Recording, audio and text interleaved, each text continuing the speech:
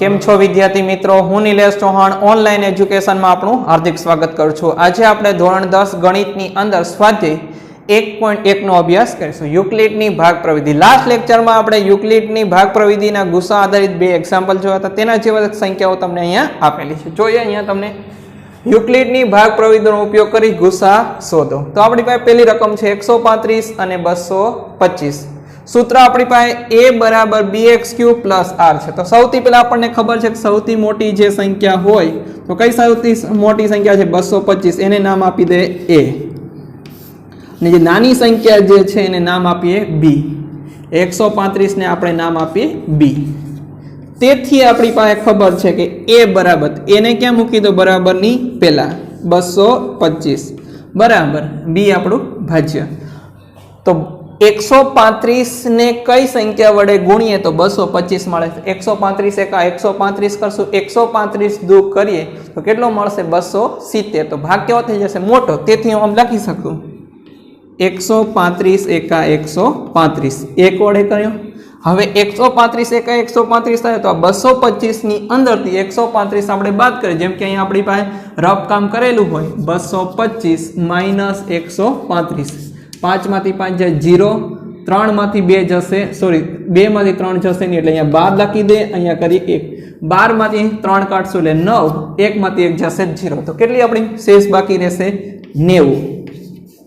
फरी कही दऊं शुं करेलुं छे, आ 225 ने आपणे भाज्य बनावेला छे, आपणे भाजक तो 135 एका 135 करशुं तो ज भाग आवशे, कारण के 135 दू करशुं केटला थई जशे 270। तो ए 225 करता केवा थई जशे मोटा।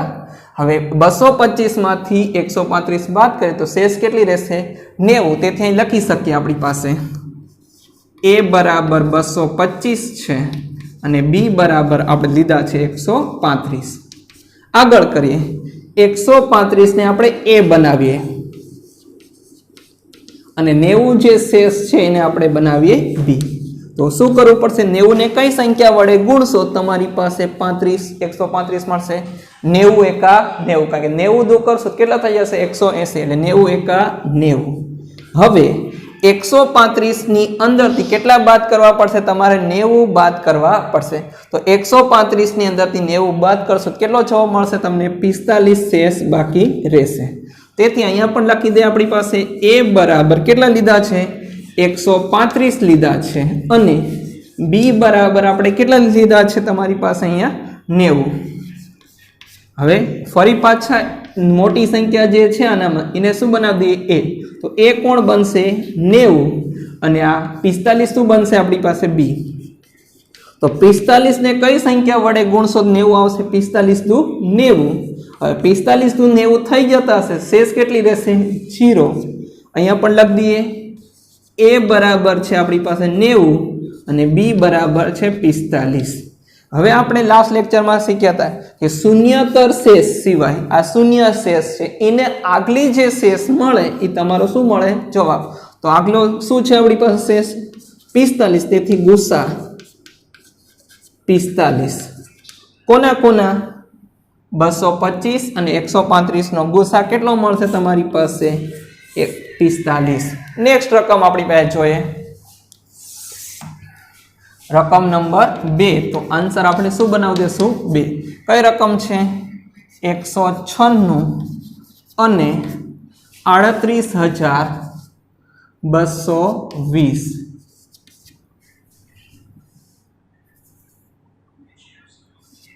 38,220। હવે આ રકમ ને આપણે સૌથી પહેલા આપણે a બનાવી લઈએ મોટી રકમ। ए कई बनसे 38,220 અને b बराबर नी रकम बनसे 196।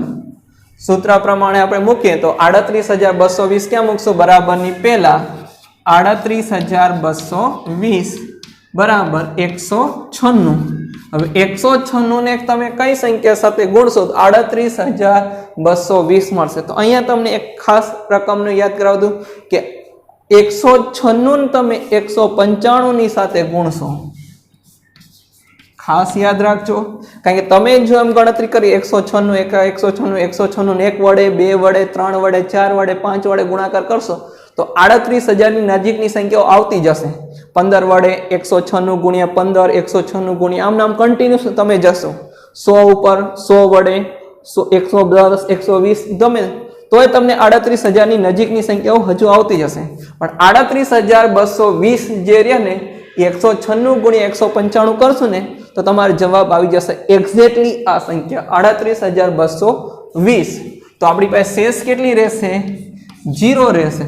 તો આપણને એમ પ્રશ્ન થાય સર શેષ પહેલા સ્ટેપમાં જ આવી ગયો છે તો આપણો જવાબ શું લખવાનો? તો જવાબ એ લખવાનો આની આગલી સંખ્યા. તો આગલી સંખ્યા એટલે તમે કોની સાથે ગુણો છો? 196 સાથે. તો અહીં લખાય ગુસા બરાબર 196. આ રીતના તમે ગણતરી કરી શકો છો. રકમ નંબર 3 867 અને 255 નો ગુસા શોધી. તો સૌથી પહેલા શું કામ કરવું પડશે? મોટી રકમને આપણે એ ધારીએ. મોટી રકમ કઈ છે? 867. નાની રકમ તેનાથી નાની રકમને ધારીએ બી 255. તેથી 868 ને સૂત્ર પ્રમાણે ક્યાં લખશો? બરાબરની પહેલા 267 બરાબરની પછી 255. હવે 255 ને કઈ સંખ્યા સાથે તમે ગુણશો તો તમારી પાસે જવાબ મળશે 867 ની નજીકની સંખ્યા. ટ્રાય કરીએ. અહીંયા 255 ગુણ્યા 3 કરીએ. 3 પંચા 15, 3 પંચા 15 ને 1 16 વધી પડી 1, 3 દુ 6, 6 ને 1 7. કેટલા મળે છે? 765. આ 867 છે તો ડિફરન્ટ કેટલો છે? 100 ની નજીકનો ડિફરન્ટ છે. તો હું 4 વડે ગુણાકાર કરીશ તો સ્વાભાવિક છે કે 867 કરતાં મોટા થઈ જશે. તેથી હું આ રકમ લઈ લઉં. કોની સાથે ગુણ્યા છે? 3 વડે. હવે આપણો જવાબ કેટલો મળ્યો? 765. અહીંયા કેટલો છે? 867. સ્વાભાવિક છે કેટલી સંખ્યા બાકી રહી ગઈ હશે? 102 બાકી રહી ગયા હશે. ચેક કરવો કરી લઈએ. 867 માઇનસ 765. 7 માંથી 5 જશે 2, 6 માંથી 6 જાય 0, 8 માંથી 7 જાય 1. તો શેષ કેટલી રહી ગણાશે આપણી પાસે? 102. સૂચના લખી દે. એ બરાબરની રકમ છે આપણી પાસે 867 ધારેલી છે અને બી બરાબરની રકમ જે છે એ કેટલી રાખી છે? 255. આગળનું સ્ટેપ કરીએ. તો આનામાં બરાબરની પછીની મોટી સંખ્યા કઈ છે? 255 ને શું ધારી લઈએ આપણે? એ મૂકીએ અને જે શેષ છે ને શું રાખીએ આપણે? બી રાખીએ. તો 102 ને તમે કઈ રકમની સાથે ગુણશો? 255 ની નજીકની સંખ્યા આવશે. 102 ગુણ્યા 2 કરે એટલે કેટલો થશે? 204 થશે. તો કોની સાથે ગુણીએ? 2 વડે ગુણી લઈએ કારણ કે 3 વડે ગુણશું તો કેટલા થઈ જશે? 306 થઈ જશે. હવે તમે જો 102 ગુણ્યા 2 કરશો જવાબ કેટલો મળશે? 204. 204 રહ્યા એમાંથી તમે 255 કાઢો છો. ફરી કહી દઉં આ બંનેનો ગુણાકાર કેટલો આવશે? 204. આ કેટલા છે? 255. 255 ની અંદરથી 204 કાઢો કેટલા રહેશે? 51. તો શેષ કેટલી ગણશું આપણે? 51. તેથી એ બરાબરની રકમ કઈ આપણે રાખી છે? 255 અને બી બરાબરની રકમ કઈ રાખી છે? 102.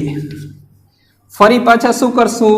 102 ને આપણે એ મૂકીએ એના સ્થાન ઉપર અને 51 ને કોના સ્થાન ઉપર મૂકીએ? બી ના સ્થાન ઉપર.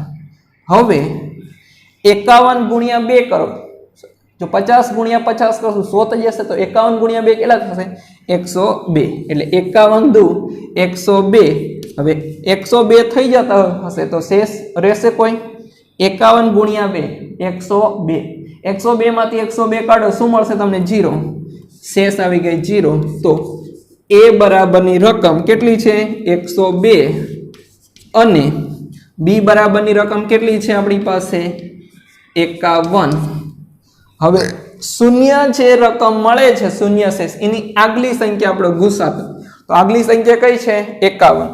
તેથી ગુસા બરાબર 51. આ રીતના તમે સ્વાધ્યાય 1.1 નો ક્વેશ્ચન નંબર 1 3 દાખલા આપેલા છે જે તમે સોલ્યુશન કરી શકો છો.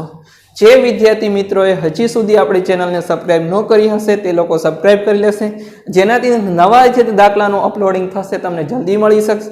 અને જે વિદ્યાર્થી મિત્રોએ હજી સુધી આ ચેનલમાં પહેલી વખત જોડાણા છે તે લોકો લાઈક અને શેર કરવાનું ભૂલતા નહીં. Thank you.